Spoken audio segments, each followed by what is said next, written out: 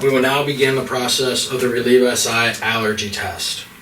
The very first step we want to do for the patient is to do an alcohol prep.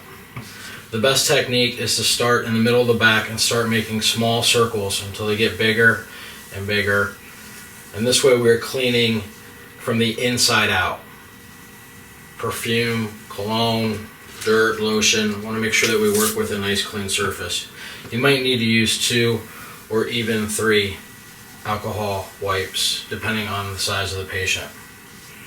All 9 applicators will actually fit on a piece of 8.5 by 11 notebook paper.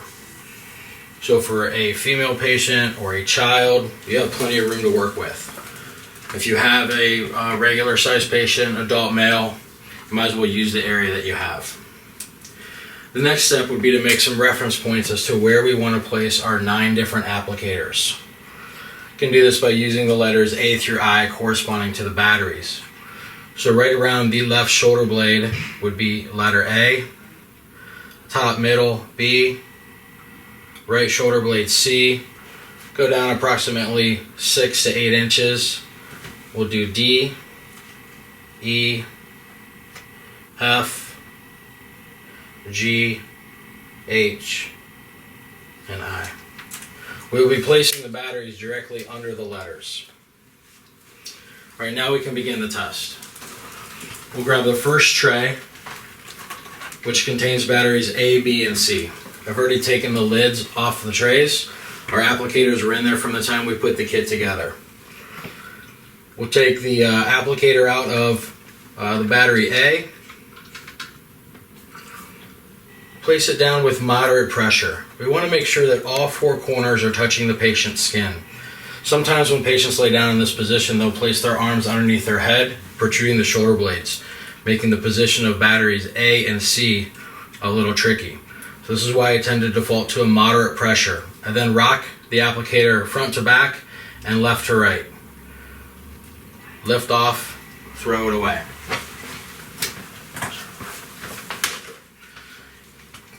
You can see after you lift off that all 8 legs were pressed down. I can see the allergen extracts on his back in all 8 positions. We'll do the same thing with battery B. Moderate pressure, rocking it 1, 2, 3 to the front, 1, 2, 3 side to side, making sure we don't lift it when we rock it. Lift off, throw it away.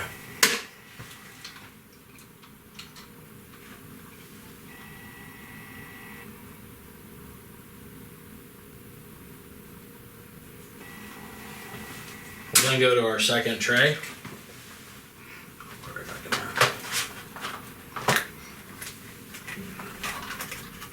Which will be batteries D, E, and F.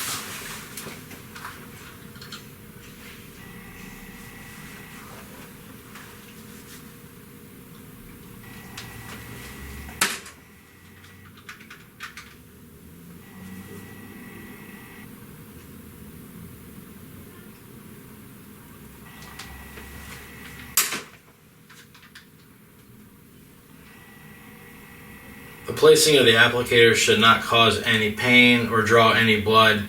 It kind of feels like a bottle cap is being pressed into your skin for a couple seconds. We'll now move on to our third and last tray. Batteries G, H, and I.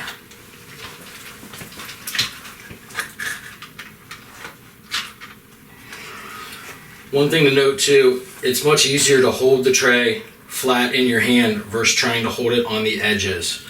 The wells drop down underneath the tray a little bit, so you don't want to push them up from the bottom. Holding them in a flat hand is usually the best technique. Battery G.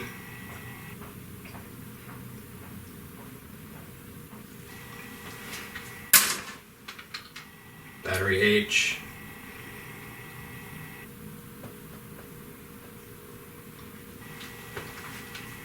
And finally, battery I.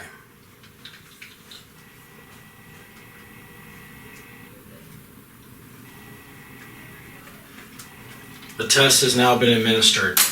Now we wait 15 minutes. Patient must lie still for 15 minutes before we come back and do our evaluation. Since we just administered the test, we'll start a timer at 15 minutes. That's the appropriate time we need before we can come back and do our evaluation. This gives us a great opportunity to recharge our trays. You always want to have applicators in the trays. So immediately after a test is performed, we're replacing all 9 applicators. These 9 applicators will stay in there until the next patient is ready for testing. This could be 5 minutes from now, or it could be 5 days from now. Regardless, the applicators need to stay into the batteries, onto the trays, until the next patient is tested.